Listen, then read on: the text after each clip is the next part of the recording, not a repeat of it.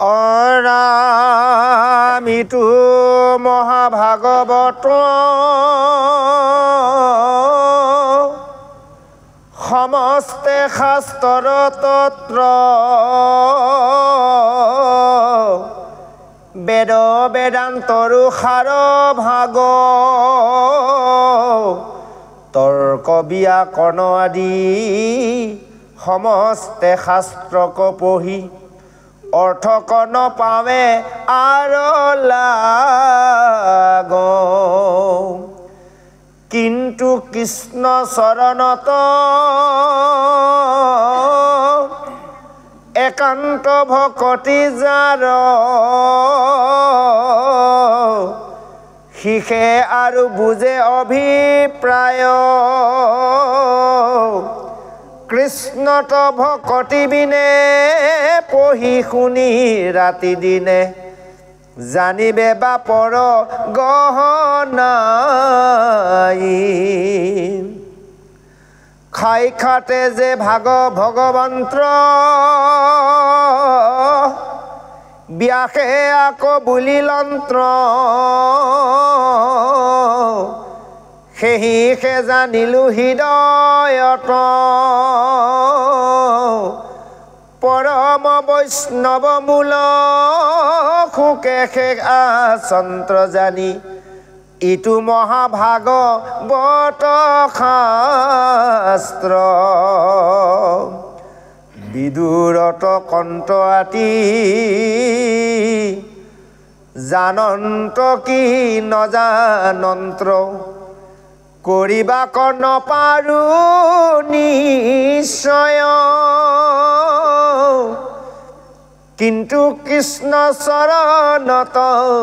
নিৰ্মল ভকতি যাৰ শিখে ভাগৱতক বুজয়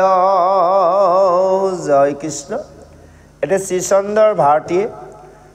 নিজৰ পৰিচয় বংশ পৰিচয় দাঙি ধৰাৰ পিছত এতিয়া আমাৰ সভাসদলৈ উপদেশ দিছে যে হে নৰলোক সমস্ত সকলোৱে শুনা এই ভাগৱতৰ পদ শুনি যোনে যি মোক বোলা মোৰ আপত্তি নাই কাৰণ তাত মোৰ কোনো মনৰ দুখ নাপাওঁ ভাল ক'লেও বেয়া নাপাওঁ ভাল নাপাওঁ বেয়া ক'লেও বেয়া নাপাওঁ কিন্তু জ্ঞানীসকলে অজ্ঞানীসকলক কেতিয়াও দুখ নধৰে যে জ্ঞানীসকলে দুখ নধৰে কেৱল অজ্ঞানীসকলক দুখ নধৰি এটাহে কয় ভুল হ'লে শুধুৱাইহে দিয়ে সেইজন হ'ল জ্ঞানী সেইসকল জ্ঞানী কৰ্ম আজি তেনেভাৱে মোৰ এইকণ পদ আগবঢ়াওঁতে যদি ইয়াত কিবা বহা টুটা হৈছে ক'ৰবাত ভুল হৈছে তেনেভাৱে মোকো শুধৰণি কৰি দিব বিশেষভাৱে সকলোৱে গুণি চোৱা সকলো জানিবলৈ এই পৃথিৱীত কোনেও কাৰো সাধ্য শক্তি নাই সেইকাৰণে কৈছে এই মহাভাগৱত সমস্ত শাস্ত্ৰৰ তত্ত্ব অৰ্থাৎ চাৰি বেদৰ মূল সাৰ এই সাৰভাগ শ্ৰীমদ ভাগৱতত আছে তৰ্ক ব্যাকৰণকে আদি সমস্ত শাস্ত্ৰ পঢ়ি অৰ্থ কোনেও শেষ কৰিব বা অৰ্থ বুজি নেপায় কিন্তু কৃষ্ণ চৰণত একান্তভাৱে যাৰ ভক্তি হয় সিহে এই ভাগৱতৰ অভিপ্ৰায় বা ভাগৱত শাস্ত্ৰ তত্ত্ব জানিব পাৰে কৃষ্ণত ভক্তি নকৰিলে আমি যদি ৰাতিয়ে দিনে গীতা শাস্ত্ৰ ভাগৱত শ্ৰুতি স্মৃতি পুৰাণ পঢ়োঁ তথাপিতো কিন্তু আমি তাক জানিব নোৱাৰোঁ কেৱল কৃষ্ণত ভক্তি কৰিলেহে জানিব পাৰে সেইকাৰণে কৈছে যে এনেভাৱে কৈছে সাক্ষাৎ এয়া ভগৱন্ত এই ভাগৱত আৰু এই ব্যাসে যি হৃদয়ত ঈশ্বৰক ধ্যান কৰি এই ভাগৱত ৰচনা কৰিছিল সেই পৰম বৈষ্ণৱ মূল সেইজন মূল বৈষ্ণৱ পৰম আৰু যাৰ পৰা বৈষ্ণৱ সৃষ্টি হৈছে সেইজন হৈছে সুখ এই ভাগৱত সুখে জানিছিল এই মহাভাগৱত ব্যাসৰ পৰা বিদুৱে জানে নে নাজানে তাকো মই কিন্তু ক'ব নোৱাৰোঁ সেইকাৰণে কৈছে কিন্তু কৃষ্ণ চৰণত নিৰ্মল ভক্তি যাৰ শিখে ভাগৱতক বুজয় যিজনে কৃষ্ণ চৰণত নিৰ্মলভাৱে ভক্তি কৰিব সেইজনে ভাগৱত শাস্ত্ৰক বুজিব এতিয়া আমি ঢেৰ জানিছোঁ পঢ়িছোঁ শুনিছোঁ জানা বুলি কোৱা নাই ইয়াকে কৈছে যিজনে কৃষ্ণ চৰণত ভক্তি কৰি ভাগৱতৰ জ্ঞান জীৱনত প্ৰয়োগ কৰিছে সেইজনকহে জনা বুলি কৈছে কোনোবাই মুখস্থ আছে বা জানিছে কৈছে সেইটো জনা বুলি কোৱা নাই যদি জীৱনত পালন কৰা নাই তাক কিন্তু জনা বুলি কোৱা নাই আহক আমি পিছৰ পদলৈ আগবাঢ়িছো জয় কৃষ্ণ এতে কেখবাতে খাৰ পুৰাণৰ মধ্যে গুহ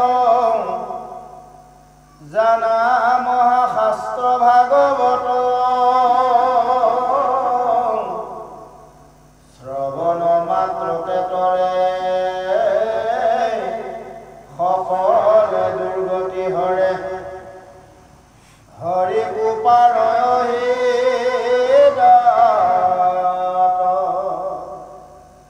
হেন জানি মাধৱত ভকতি প্ৰণতি কৰি নিৰন্তৰে শুনা সাধু লোকা সবংশে সংসাৰ তৰা কৃষ্ণৰ চৰণে ধৰা গুচুক সকলে দুখ কৃষক বিলম্ব কৰা কৃতিখনে কৰি মৰা শৰীৰ নুহিকে একো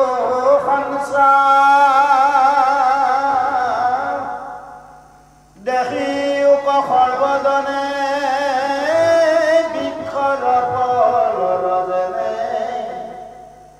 খুব কথা কণ্ঠে কাঞ্চা তথাপি নোখোজে ভয় কিনো হিয়া বৰ্জময়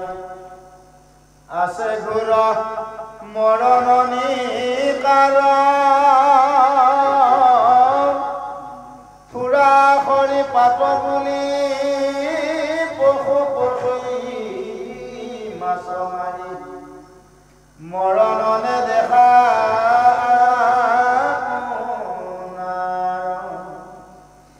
দিৱসত আলে জালে ফুৰা যদি ৰাজকাজে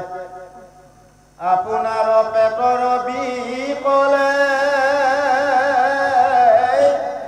ৰাতি ভৰিলে মুহূৰ্তে কৃষ্ণ কথা নুশুনা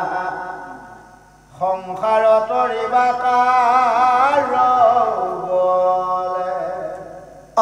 ৰাম ভাজ্যাৰ সংগক পাই সবালক উমলাই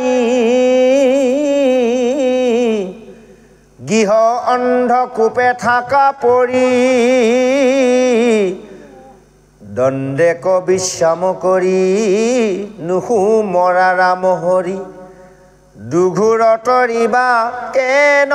কৰি ৰাম ৰাম ভক্তৰ নলবা সংগ সদায়েনো গুছে সংগ মিছা কাজে নেৰাইবা প্ৰমাদ আনকেশে কৰা হিংসা ভকতিক নাহিছা ধিক যত কৰা গ্ৰন্থবাদ জয় কৃষ্ণ এতিয়া কৈছে যে টিকাৰ অৰ্থ যদিও চাই ইয়াক কেতিয়াও অভিপ্ৰায় বুজি নেপায় আৰু গুৰুৱে যদিও বুজাই দিয়ে তথাপিতো বুজি নাপায় কিয় নাপায় যদিহে শ্ৰদ্ধাভাৱে কৃষ্ণ চৰণত ভক্তি কৰা নাযায় এতিয়া স্কুলত শিক্ষকে ল'ৰা ছোৱালীক পঢ়াবহে পাৰিব তাৰ মগজুৰ ভিতৰতো সোমোৱাই দিব নোৱাৰে পাৰিব জানো হয়নে এতিয়া তেনেভাৱে এতিয়া ইমান সকলো ল'ৰা ছোৱালীকে সমানে পঢ়াইছে ক্লাছত তাৰ মাজতে কিয় ৰোল নম্বৰ 1 হয়নে ফাৰ্ষ্ট ছেকেণ্ড থাৰ্ড ডিভিজনত যায় তাৰ মাজতে ফেইলো কৰে ঠিক ভকতি মাধ্যমটো তেনেকুৱা সকলোৱে একেলগে ভক্তি কৰা যায় যোনে কৃষ্ণৰ চৰণত শ্ৰদ্ধাভাৱে ভক্তি কৰিব তেওঁ ভক্তিটো সি কম দিনতে ভকত হৈও ডাঙৰ ভকত হ'ব হয়নে বাৰু কোনোবাই বহু বছৰৰ পৰা ভকত হ'ল কিন্তু ভক্তি তেওঁ পূৰ্ণ হোৱা নাই কৃষ্ণৰ চৰণত একান্তভাৱে ভক্তি কৰা নাই তেতিয়াহ'লে তেওঁ কিন্তু এই ভাগৱত গৃহতত্ত্ব অৰ্থ কথা কেতিয়াও বুজিব নোৱাৰে এই কথাখিনিকে বুজাই কৈছে সেইকাৰণে জানি ল'বা সকলো বাবে সাৰ বস্তু হৈছে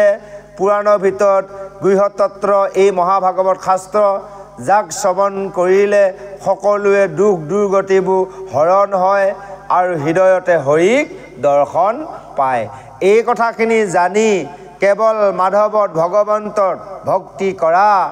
আৰু নিৰন্তৰে সকলো লোকে শুনা। কি শুনিবলৈ দিছে আমাক? কৃষ্ণ কথা, অৰ্থাৎ ভাগৱত শুনিব দিছে। যে সকলোৱে বংশে সবংশে, অকল নিজৰ কথা কোৱা নাই, সকলো বংশ সকলোৱে একেলগে ভক্তি কৰা, সকলোৱে এই সংসাৰখন তৰি যোৱা, কৃষ্ণ চৰণত ধৰা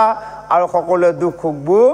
নাগ হৈ যাব। সেই কৈছে বিলম্ব নকৰিবা, কিয় বাট চাই আছা? কোন সময়ত মৃত্যু ঘটিব, এই শৰীৰ কেতিয়া পৰি ৰ'ব কোনেও নাজানা। সেইকাৰণে চোৱা, সকলোৱে যে দেখিছা গছৰ পকা পাত সৰাৰ আগত কেঁচা পাত সৰে, হয়নে বাৰু? বুঢ়া মানুহ মৰাৰ আগত ডেকা মানুহ মৰে। এইবোৰ দেখিও তোমালোকৰ এতিয়াও গাত জ্ঞান অহা নাই। এই কথাখিনি আমাক উপদেশ দিছে। সেইকাৰণে কৈছে কি, খৰি বিচাৰি ফুৰা, হয়নে বা পশু পক্ষী মাছ পুঠি বিচাৰি ফুৰা, মৰণক কেতিয়াও দেখা নোপোৱা, দিনত হ'লে এনেভাৱে বিষয়ত আলে জালে কৰি ৰাজকাম কৰি ফুৰা, ৰাজকাজ কৰা পেটৰ কাৰণে, কিন্তু ৰাতি হ'লে অকণমান সময়ো কৃষ্ণ কথা নুশুনা। চাওকচোন, সেইকাৰণে কৈছে হয়নে বা, এতিয়া দিনততো আমি বিষয়ত থাকোঁৱেই সকলোৱে, সেইকাৰণে ৰাতি হ'লেওতো এবাৰ কৃষ্ণকটো চিন্তা কৰিব লাগে। সেইকাৰণে গাহস্থ ধৰ্ম দিলে পুৱা আৰু সন্ধিয়া। দিনত নোৱাৰো নহয়, বিষয় কৰ্মত সকলোৱে, হয়নে বাৰু? পথাৰে ঘৰে ব্যৱসায় বাণিজ্য চাকৰি বাকৰি ঘূৰি আছে আৰু। কিন্তু কথা হ'ল কি, অন্ততঃ ৰাতিটো এবাৰ ভাবা ঈশ্বৰৰ কথা। সংসাৰ কেনেকৈ তৰিবা, কি বল পাবা, হয়নে বাৰু? এতিয়া দেহত এটা বল বিচাৰিছোঁ, খাদ্য খাই পাইছোঁ, সেই খাদ্যটোৰ বাবে আমি দিনত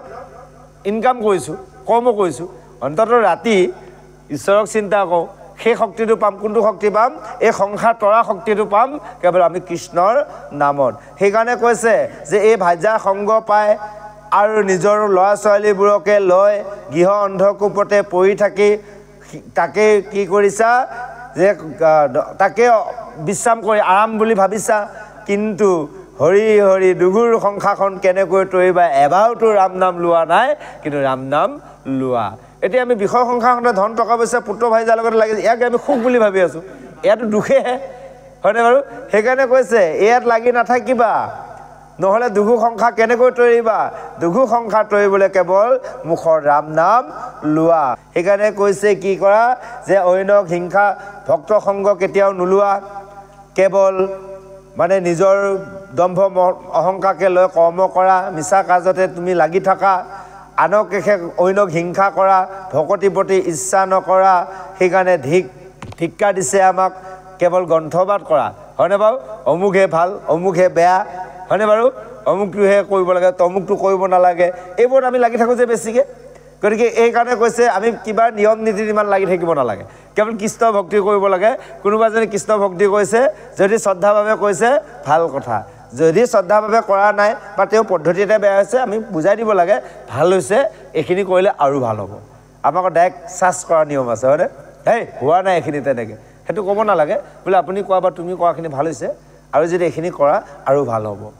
হয়নে? ওপৰলৈ উঠাই দিব লাগে। আমাক কি কয়, কোনোবা এটা অকণমান আৰম্ভ কৰিছে, নাজানে তেওঁ ভুলে শুদ্ধ আৰম্ভ কৰিছে, তাকে গুৰিতে কাটি আহি দিয়ে, গছ পুলিটো উঠেহে কাটি দিয়া ব্যৱস্থা আমাৰ আছে। সেইকাৰণে কৈছে এইবোৰতে লাগি গ্ৰন্থবাদ কৰা। এনেভাৱে আজি উপদেশত আমাক সেই কবিজনাই কৈছে। আহক আৰু অকণমান উপদেশে এই অধ্যায় সামৰণিলৈ আগবাঢ়িছে, আমি শ্ৰৱণ কৰোঁ। জয় কৃষ্ণ।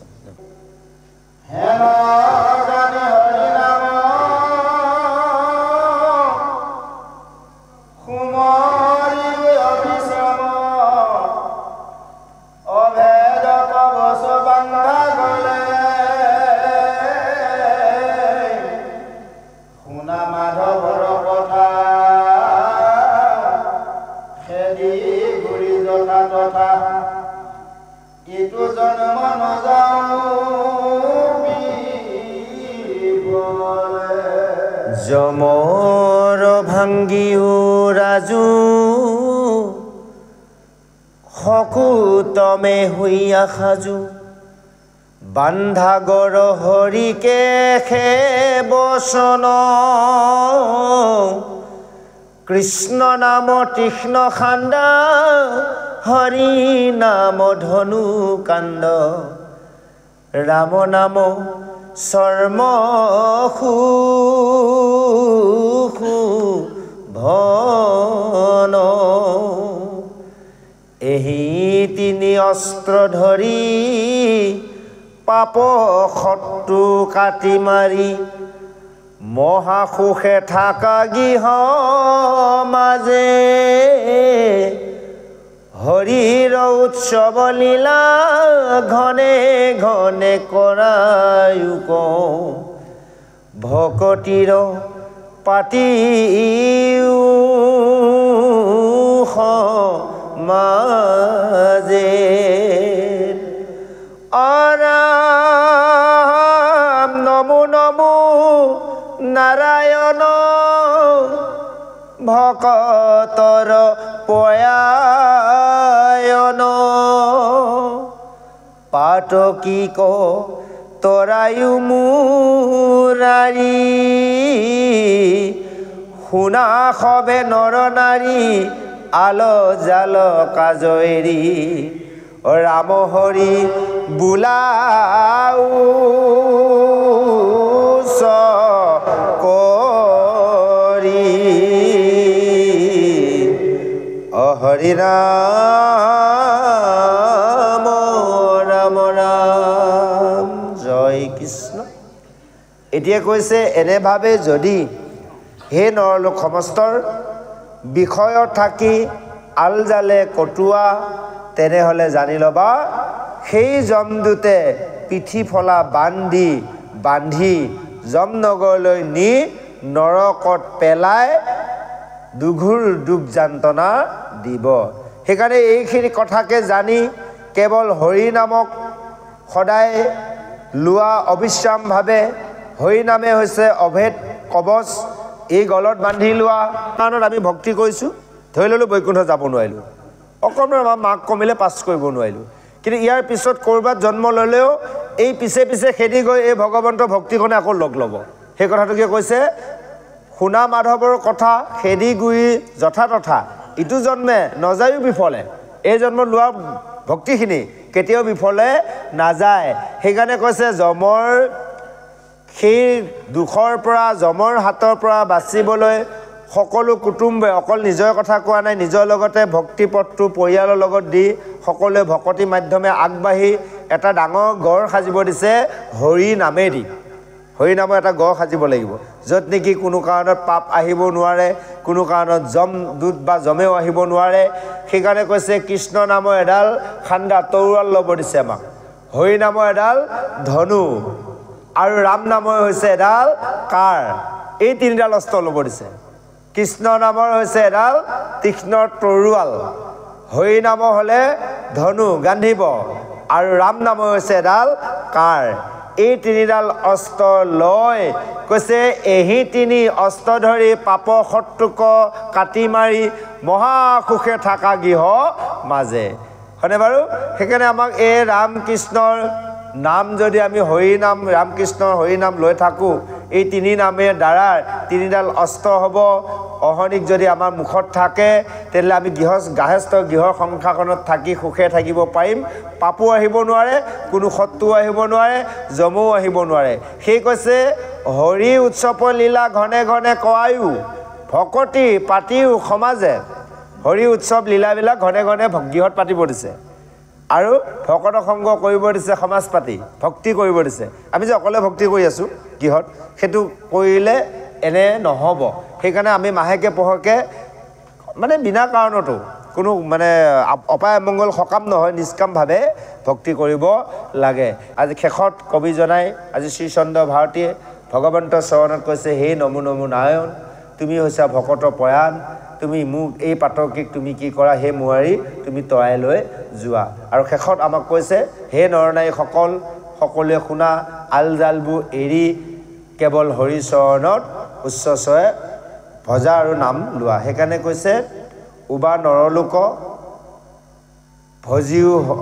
ভজিওক এৰা আল জাল জীৱা কটকাল। হয়নে নহয় বাৰু? গতিকে আমাক হৰি ভজিব দিছে। অকল উবা বুলি কওঁতে অকল আমাৰ অসমীয়া মানুহখিনিকে কোৱা নাই, সকলোকে কৈছে, সকলোকে হৰিত ভজিব দিছে, আলজালবোৰ এৰিব দিছে। কিমান দিন জীয়াই থাকিম তাৰ ঠিকনা নাই, কোনদিনাখন যাব লাগিব। সেইকাৰণে যিকেইদিন থাকোঁ সকলোৱে হৰিত ভজনা কৰিব লাগে। গাহস্থ ধৰ্মত থাকি হয় দিনটোত আমি সময় নাপাওঁ, ৰাতিপুৱা আৰু সন্ধিয়া অন্তত আমি সেইকণ সময় হৰিক ঈশ্বৰক দিব লাগে শুদ্ধ সত্যভাৱে। আজি ভাগৱতত কবিজনাৰ উপদেশত এইখিনিকে বুজাইছে, বেদশাস্ত্ৰই সেইখিনিকে কৈছে। আহক ইয়াৰ পিছত আমি পদচন্দলৈ আগবাঢ়িছোঁ। জয় কৃষ্ণ। মধ্যতেখে কটু শিষ্যজনে ধৰ্ম কচয় স্বৰ্গ সাধিবা কমনে তাহাৰ মধ্যত শ্ৰেষ্ঠ কটু শিষ্যচয় অৰাম ৰামু কুটি কমনে কাম্য কৰ্ম কেতে জয় জয় কৃষ্ণ। যেতিয়াৰ বৃত্তাসুৰক ইন্দ্ৰই বজ্ৰ অস্ত্ৰৰ দ্বাৰা বধ কৰিছিল, সেই সময়ত বৃত্তাসুৰে কেৱল ভগৱন্তৰ নাম লৈছিল। সেইকাৰণে উল্লেখিত কৰিছে যে বৃত্তাসুৰৰ পূৰ্বজন্ম সেইজন আছিল চিত্ৰকেতু ৰজা। আমি পামগৈ, উল্লেখিত হৈছে, পদত আৰম্ভ হৈছে। সেই কৈছে বৃত্তৰ চৰিত্ৰৰ কথা শুনি সেইজন পৰীক্ষিতে আচৰিত হৈছিল যে এজন অসুৰৰ জন্মত এজন অসুৰে কি কাৰণে একান্ত ভকত হ'ব পাৰিলে। কাৰণ যি সময়ত সেই ইন্দ্ৰৰ লগত যুদ্ধ কৰিছিল, ইন্দ্ৰ বজ্ৰ অস্ত্ৰই তেওঁক ডিঙি কাটিছিল, তেওঁ কেৱল ভগৱন্ত মাধৱৰ নাম লৈছিল। তেওঁ হৃদয়ৰ পৰা ভগৱন্তৰ প্ৰতিচ্ছবি কেতিয়া আঁতৰি যোৱা নাছিল। আৰু সেই যুদ্ধৰ সময়ত যিজন শত্ৰুৰ লগত যুদ্ধ হৈছে, শত্ৰুজনকো তেওঁ শত্ৰুজনৰ গুৰু হয় তেওঁ জ্ঞান প্ৰদান কৰিছিল। কিন্তু ভকতিৰ বাহিৰে তেওঁ একো বিচৰা, একো লোৱা নাছিল। আৰু বজ্ৰই কাটোতেও তেওঁ কোনো কাৰণত দুখ পোৱা নাছিল, কষ্ট পোৱা নাছিল। কেৱল ৰাম হৰি বুলি তেওঁ কৃষ্ণৰ নাম লৈছিল। কি যে ভাগ্যৱন্ত সেইজন বৃত্তাসুৰ, এনেভাৱে উল্লেখিত কৰি সেই পৰীক্ষিতে শুকগুৰুদেৱক কৈছে, তেওঁ কথা সুমৰিলে কৈছে মোক সঁচাকৈ একেবাৰে মনটো আকুল বিয়াকুল হয়। পৰীক্ষিতে কৈছে হে গুৰুদেৱ, যে সেই বৃত্তৰ কথা শুনি মই আচৰিত হ'লোঁ। কেনেকৈনো সেইজন অসুৰে হৰিত ভক্তি হ'ল। আৰু এই কথাখিনি ভাবিলে মোৰ হৃদয় কিন্তু থিয়ে থাকিব নোৱাৰে, মানে ইচ্ছাত বিচাৰ হৈ থাকে, মনটো থিৰ নহয়। আচৰিত মানে, কাৰণ কেনেকৈ এজন অসুৰে ইমান ভকত হ'ব পাৰিল, এই কথাখিনি মোৰ মানে মনত এনে ভাৱনা আহিছে। আৰু সেই দাৰুণ অসুৰে যে তেওঁ যিটো হৰি, তেওঁ পাপ কৰ্মহে কৰিব লাগিছিল। কাৰণ ৰজোতমোতে তেওঁলোকে জড়িত, কাম ক্ৰোধ লোভ মোহ হিংসা এইবোৰহে তেওঁ হ'ব লাগিছিল। তেওঁ এইবোৰ এৰি কেৱল দৃঢ়ভাৱে কৃষ্ণত ভক্তি কৰিছে। যে ভকতি শুদ্ধ কৰে আৰু ভকতিতে তেওঁ শুদ্ধ হৈছে, ইয়াৰ বাহিৰে তেওঁ আন একো নাই। সেই গুৰুদেৱ, ইয়াৰ প্ৰমাণ হিচাপে মই তোমাক কওঁ শুনা। আজি পৰীক্ষিতে শুকক কৈ আছে, পৃথিৱীত যিমান ধূলাৰ পৰমাণু আছে সকলোবোৰ তেনেভাৱে এই জীৱৰ এই সংসাৰত তেনেভাৱে আছে। আমাৰ এই যে ধূলি হয়নে বাৰু, যিমানবোৰ আমি দেখিছোঁ অনুপৰমাণু যেনেকৈ আছে, এই জীৱসমূহ তেনেকৈ পৃথিৱীত আমি আছোঁ, সমস্ত জীৱসমূহে। সেইকাৰণে কৈছে সকলোবোৰ জীৱত এই সংসাৰত তেনেভাৱে আছে। তাৰ মাজতে কটু শিষ্যই কি কৈছে, ধৰ্ম আচৰণ কৰিছে। কটুৱে স্বৰ্গৰ বাবে স্বৰ্গ কামনা কৰি দেৱক পুজিছে। তাৰ মধ্যত কটু শ্ৰেষ্ঠ শিষ্টসকলে কেৱল মুকুতি কাম্য কৰি, মুকুতি কামনা কৰি কেৱল বিষয় কৰ্মবোৰ এৰি দিছে।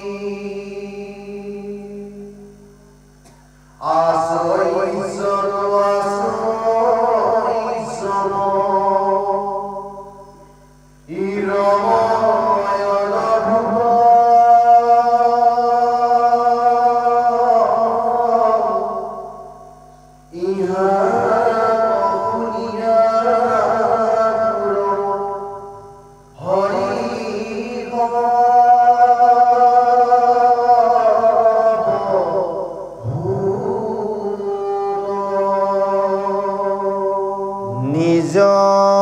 বলে যিটো তুষি লেক বাসবক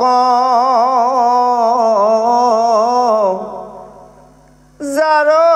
যশ ৰাখি জুৰি লেক তৈলোক অৰাম গুচুক সংশয় গুৰু হৈও কষদয় কহিও নিৰ্ণয় আৰ তুমি কি পাময় পৰম পবিত্ৰ শুনো বিত্তৰ চৰিত্ৰ অমৰাৰ মুখত মূৰ ঢালিও অমৃত জয় কৃষ্ণ পুনৰ পৰীক্ষিতে গুৰুদেৱক কৈছে হে গুৰুদেৱ যে মুকুতি সাধাৰণতাৰ শত সহস্ৰ মধ্যত কেৱল এজন যে ভকত আমি সকলোৱে ভকত কিন্তু সকলোৱে আমি একান্ত ভকত নহয় তাৰ মাজতে কোনোবা এজন বা দুজনহে একান্ত ভকত ওলাব কিন্তু আমি ভকত কৃষ্ণ ভকত হয় একান্ত দুকান্ত তিনিকান্ত বহুকান্ত আছে কিন্তু এই একান্ত শব্দটোৱে এজনহে হয়তো ওলাব এই কথাটো কৈছে শত সহস্ৰ মধ্যতহে এজন মুক্তি লাভ কৰিব পাৰে আৰু এনেভাৱে তত্ত্বজ্ঞানীও এজনহে হয় সেই কৈছে যোগসিদ্ধি তত্ত্বজ্ঞানী কোটিজনৰ মধ্যত এজন হয় আৰু কৈছে এনেভাৱে হৰি ভকত হয় যে ভক্তৰ মধ্যত শান্ত কৃষ্ণ ভক্ত এজনহে ওলায় শান্ত খ্ৰীষ্ট ভকতৰ মাজতো মহা দুষ্ট আছে নহয় চাবচোন কেনেকুৱা দুষ্ট জানে বেয়া কাম নকয় মুখৰ বাক্যবিলাক ধেমালি ধুমলা আমাৰ বহুত চলে নহয় বহু শান্তু মা খুস্তু মা ভকতৰ আচলতে মুখত বেলেগ শব্দ আহিবই নালাগে কেৱল কৃষ্ণ নামৰ বাহিৰে বেলেগ আহিবই নালাগে কাৰোবাৰ কোনোবা দুই এজনে চকুৱে চাই চকু ইংগিততে কিবা এটা পাতে সেইটোও বেয়া এটাকে পাতি দিলে মুখেদি প্ৰকাশ নকৰিলে হয়নে বাৰু সেইকাৰণে কৈছে দুৰ্লভ শান্ত খ্ৰীষ্ট ভকত মানে সেই এজনহে বুলি কৈছে ভকতটো আমি সকলোৱে হয় সেইকাৰণে কৈছে সেইজন কৃষ্ণ ভকত তেনেকুৱা এজন ভকত হয় কোটি মধ্যত আৰু কৈছে হেনৰে দুৰ্লভ মহা হৰি ভকতি বিত্তে লভিলে তাকক কেমন যুগতি যে সেনেকুৱা এটা ইমান দুৰ্লভ ভকতি সেইজন দৈত্যৰ বৃত্তই কেনেকৈনো লাভ কৰিলে আৰু কতো জন্মত আগত কিবা পুণ্য কৰি থৈছিল সম্ভৱ সেইকাৰণে অসুৰৰ জন্মলৈ আহি মাধৱত মনটো তেওঁ নিমজ হ'ল আৰু দাৰুণ অসুৰ হৈও সকলো ইমান ভয়ংকৰ এটা অসুৰ হৈও তেওঁ ইন্দ্ৰৰ লগত কেনেকৈ যুদ্ধ কৰিলে আৰু সংকটৰ সময়তো ইমান বিপদৰ সময়তো তেওঁ হৰিত ভক্তি বাঢ়িল কৃষ্ণৰ ব্যতিৰেকে তেওঁ অন্য কাৰো কথা চিন্তা কৰা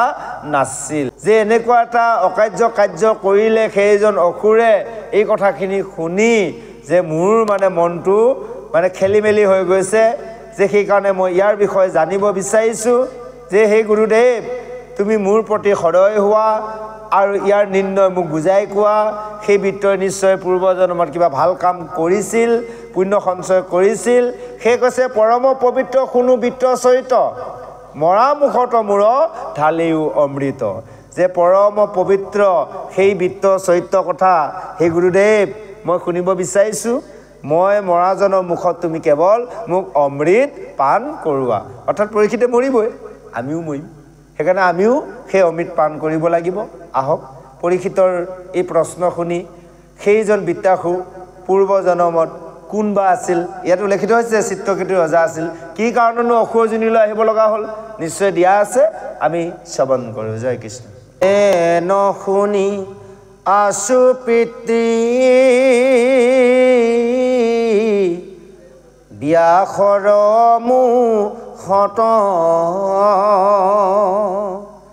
মহামুনি নাৰদত শুনিছোঁ যত দেৱল ঋষিত যেন শুনিছোঁ বিচিত্ৰ সেই কথা কহোঁ শুনা বিতৰস ৰীত পৰম ভকত বিত্ৰ আছিলা পূৰ্বত অসুৰ ভয় লেক আখি দুৰ্গাৰ সাপত এতেকে কৃষ্ণত ভৈল পৰম ভকতি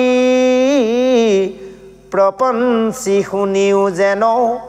অসাপৰ যুগুটি জয় কৃষ্ণ। এতিয়া পৰীক্ষিতৰ কথাৰ শুনি সেইজন গুৰুদেৱে পৰীক্ষিতক ধন্যবাদ দিছে, প্ৰশংসা কৰিছে যে হে ৰজা পৰীক্ষিত, জানিলোঁ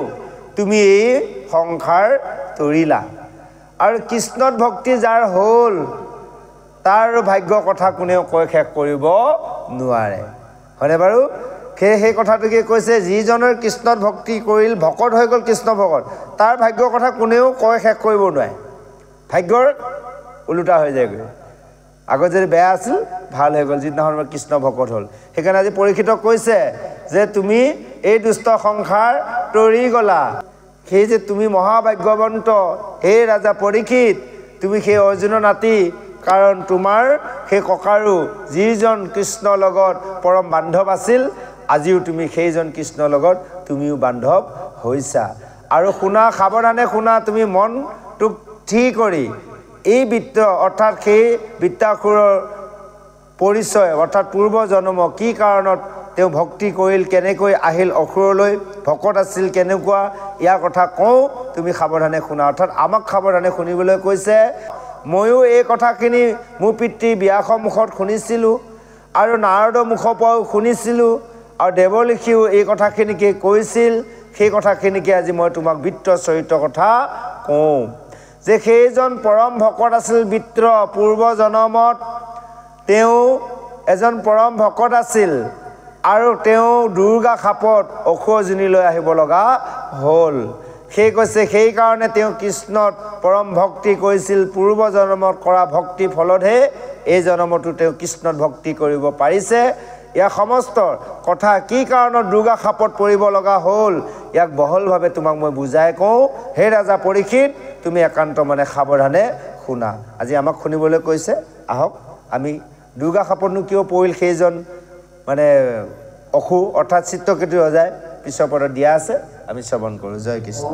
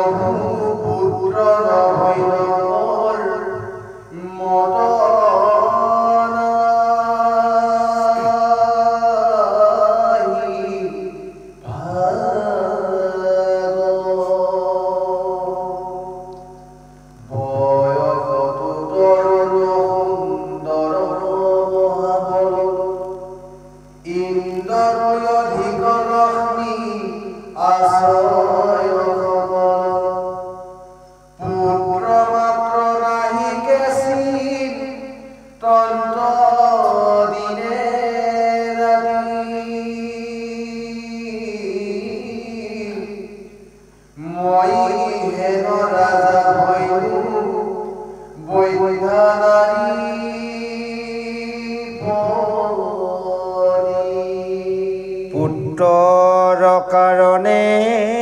কুটি কইনা কবি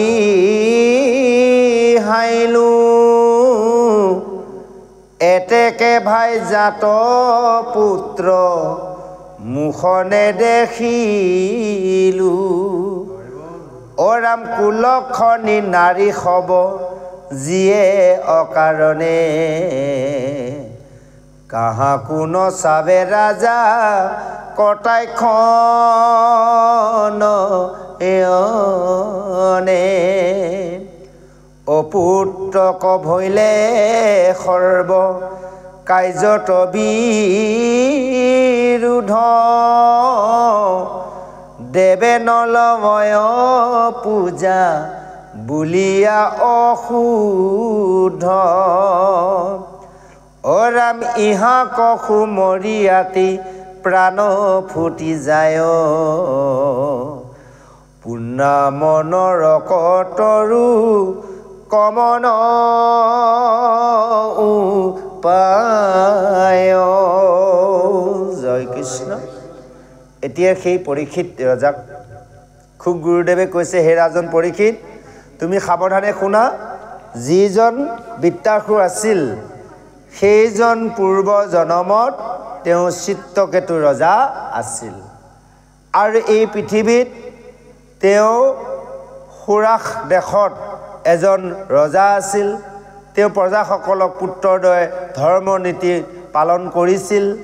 আৰু তেওঁ যিখন বসুন্ধৰী পৃথিৱীৰ কামধেনুৰ দৰে তাৰমানে একো অভাৱ নাছিল সকলো দ্ৰব্যই ভৰপূৰ হৈ আছিল আৰু তেওঁ 1 কোটি ভাইজা বিয়া কৰাইছিল গোটেই কেগৰাকীয়ে পৰম সুন্দৰী আছিল আৰু সেই ৰজাই এনেভাৱে সেই ভাইজাসকলৰ লগত আনন্দমনে দিন কটাইছিল কিন্তু কোনোগৰাকী ভাইজাৰ সন্তান নাছিল আৰু যেতিয়া সন্তান নাছিল বয়সতো তেওঁ তৰুণ বয়স ইন্দ্ৰৰ যে স্বৰ্গত যিমান ঐশ্বৰ্য বিভূতি তাতো কিন্তু অধিকহে আছিল সেই ৰজাৰ কিন্তু কোনো অভাৱ নাছিল কেৱল দিনে ৰাতিয়ে ৰজাৰ চিন্তাৰ পুত্ৰৰ বাবে কাৰণ অপুত্ৰক আছিল মই ইমান সবাই ভাইজাৰ স্বামী হ'লোঁ কিন্তু মই গোটেই সভা সেই মানে কি কয় আপোনাৰ বাজি বুলি কয় নহয় জানো কাঠবাজিকে বিয়া পাতিলোঁ এনেভাৱে ৰজাৰ দিনে ৰাতিয়ে চিন্তা আৰু সেই কৈছে অপুত্ৰকৰ কথাৰ চিন্তা কৰি তেওঁ দুখ কৰি কৈছে পুত্ৰৰ কাৰণে তেওঁ এগৰাকী দুগৰাকী কৈ কোটিজনী বিয়া পাতিলে এনেই বিয়া পতা নাই কিন্তু তেওঁ এনে কিবা মনৰ হেঁপাহত বিয়া পতা নাই কথা হ'ল কি তেওঁ এগৰাকী বিয়া পাতিল সতি সন্ততি নাই কাৰণে ভাবিলে এই লগত আৰু সতি সন্ততি নহ'ব আৰু এগৰাকী বিয়া পাতিল সেই এনেকৈ কৰোঁতে পুত্ৰৰ চিন্তা কৰোঁতে বিয়া পাতোঁতে 1 কোটি হ'ল 1 কোটিতো এজনীলৈ এজনীৰ পৰা সন্তান নাই সেয়েহে কৈছে এতেকে ভাইজা পুত্ৰৰ মুখ নেদেখিলোঁ 1 কোটি বিয়া পাতিলোঁ মই পুত্ৰৰ কাৰণে চিন্তা কৰি এজনী কৈ কিন্তু মই পুত্ৰৰ মুখ দেখা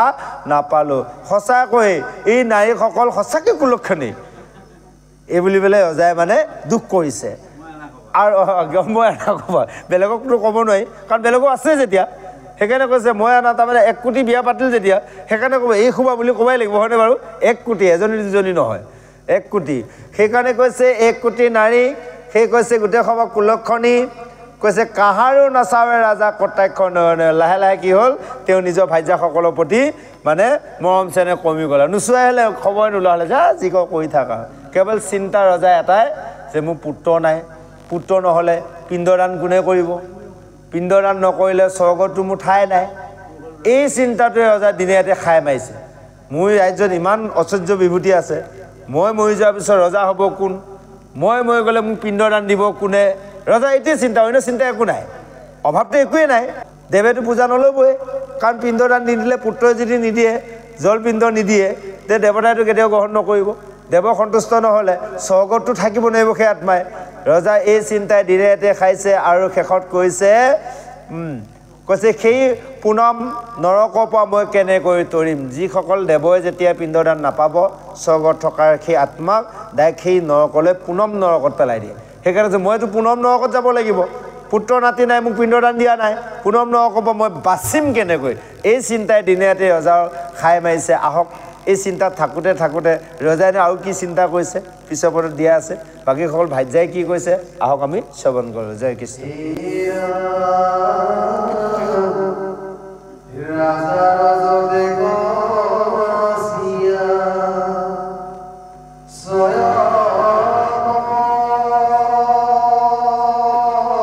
Siya boso, Sri.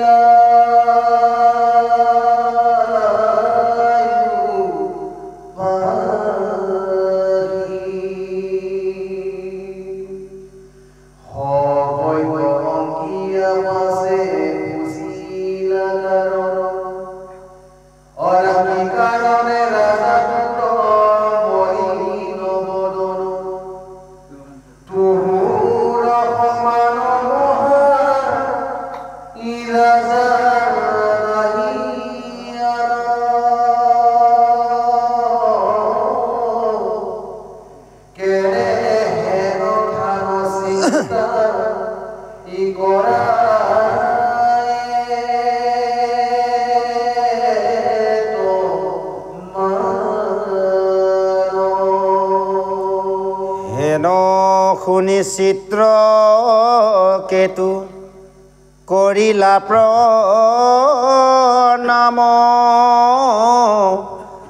অৱৰ্ণতে কৰিবে লাগিলা মন কাম অৰাম আজি কাৰ্য সিদ্ধি ভৈল বুলি ৰংগ মন কৰিয়া কাৰুণ্য ৰাজা বুলিলাব শন জয় কৃষ্ণ এনেভাৱে সেইজন চিত্ৰকেতু ৰজাই সেই ৰজা হৈও তেওঁ পৰম এক কোটি সুন্দৰী ভাৰ্যা থকাটো কামধেনুৰ দৰে সেই পৃথিৱী থকা পিছতো ঐশ্বৰ্য বিভূতি থকা পিছতো ৰজাৰ কিন্তু কেতিয়াও সুখ শান্তি হোৱা নাই আৰু সেই পুত্ৰৰ কামনা কৰি তেওঁ এনেভাৱে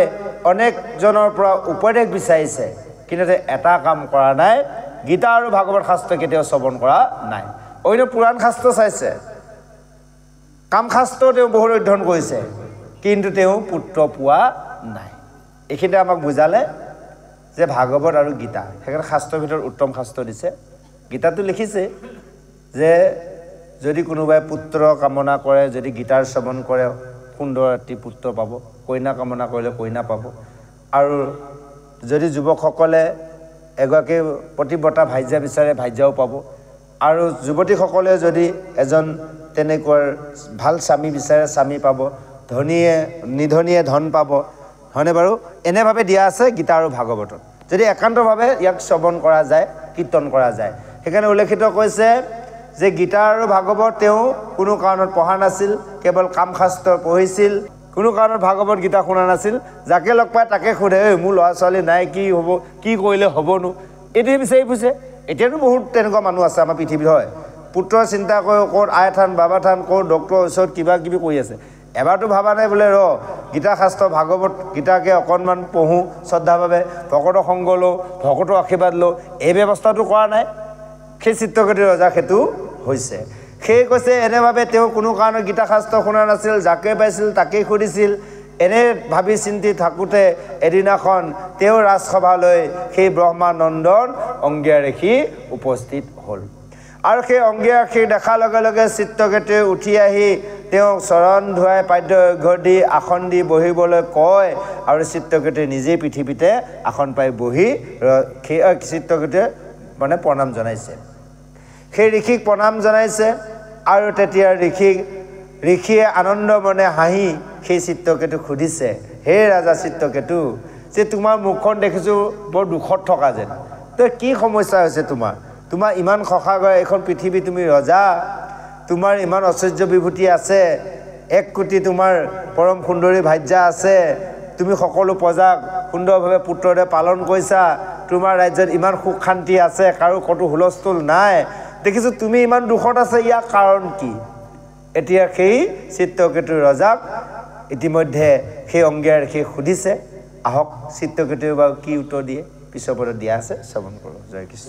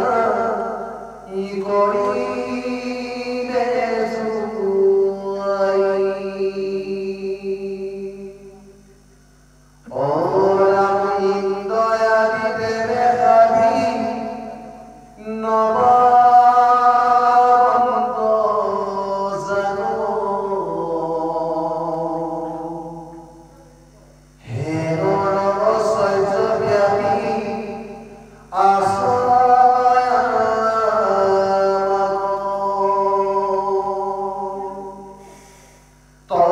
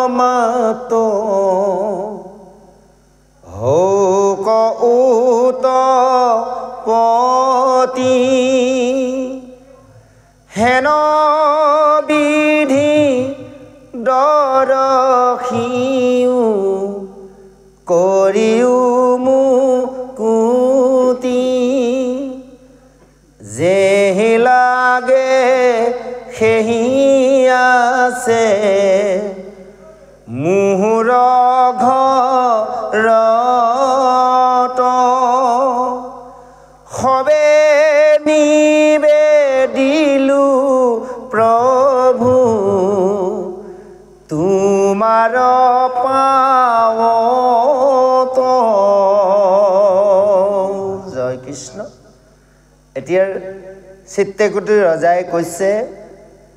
যে হে মুনিবৰ তুমি সকলো জানা ভূত ভৱিষ্যতৰ কথা আৰু তুমি তথাপিতো মোক সুধিছা যেতিয়া মই তোমাক কওঁ যে ইন্দ্ৰৰ যিমান ঐশ্বৰ্যৰ ইন্দ্ৰই সাধনা কৰিও নাপায় তাতো ঠিক অধিক মোৰ ঐশ্বৰ্য বিভূতি আছে আৰু তথাপিতো মোৰ মনত আনন্দ নাই কাৰণ মোৰ কোনো কাৰণত সন্তান নাই আৰু সেই কাৰণে মোৰ জীৱনটো মই জীয়াই থকা কোনো যোগ্যই নহয় যে কি কৰে ঐশ্বৰ্য ধন জন ভাজ্যা গণ অপুত্ৰক ভৰিলে কিছু নকৰে শোভন যে এসোপা ঐশ্বৰ্য বিভূতি থাকিলে কি হ'ব ভাইজা থাকিলে কি হ'ব কাৰণ পুত্ৰই নাই অপুত্ৰক মই ল'ৰা ছোৱালী নাই যেতিয়া গতিকে মোৰনো কি মূল্য আছে সেইকাৰণে কৈছে চোৱা এজন মানুহে যেতিয়া ভোক লাগে ভোকত যদি এসাঁজ খাব পায় তেওঁৰ দেহটো আনন্দ পায় যদি ভোক লাগিছে বুলি এখোবাৰ যদি ভাল বস্ত্ৰ পিন্ধিছে হয়নে বাৰু এতিয়া তেল মানে খানিছে কিবা খানিছে সেইকাৰণে কৈছে যদি ক্ষুধাটো জনে যদি এসাঁজ অন্ন খাব পায় তেওঁ ক্ষুধাৰ মৰে আৰু শৰীৰ আনন্দ পায় তেওঁ যদি এখোবা পুষ্প চন্দন ঘঁহিব দিয়া যায় তেওঁ কেতিয়া আনন্দ নাপায় তদনুৰূপ ময়ো এনে ভাবে যে পুত্ৰ চিন্তাতে মোৰ দুখ হৈছে কেৱল মোৰ সমস্ত আছে কেৱল মোৰ পুত্ৰ নাই সেয়েহে হে তপোধন তুমি মোক এটা কাম কৰা কিবা এটা উপায় দিয়া কাৰণ নহ'লে মোৰ পিতৃ পিতামহসকল নৰকত পৰিব গতিকে এইসকলক উদ্ধাৰ কৰা ব্যৱস্থা এটা কৰা মই তোমাৰ চৰণত ধৰিছোঁ তুমি মোক এটি উপায় দিয়া যাতে মোৰ এটা পুত্ৰ জন্ম হয় এই কাৰণে তুমি মোক উপায় দিয়া আৰু তুমি মোক আশীৰ্বাদ কৰা আৰু যাতে সকলো সেই পিতৃ পিতামহসকল মুক্তি পায় সেই কৈছে যেহি লাগে সেহি আছে মোহৰ ঘৰত তোমাক যি লাগে সকলো আছে মোৰ ঘৰত মোৰ সমস্ত দ্ৰব্যৰ তোমাৰ চৰণত মই নিবেদন কৰিছোঁ তুমি কেৱল মোক পুত্ৰৰ এটি বৰ দিয়া এনেভাৱে চিত্ৰকূট ৰজাই সেইজন অংগীয়াৰী চৰণত সমস্ত নিজৰ সম্পত্তিবোৰ অৰ্পণ কৰিছে কেৱল পুত্ৰ কামনা কৰি এতিয়া ঋষিয়ে বাৰু কি কয় আহকচোন বাৰু পিছৰ পদত আমি শ্ৰৱণ কৰোঁ জয় কৃষ্ণ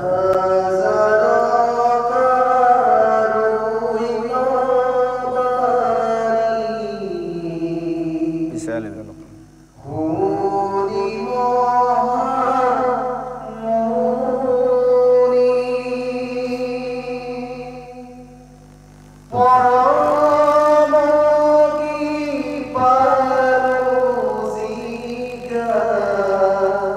লাইনটো চাব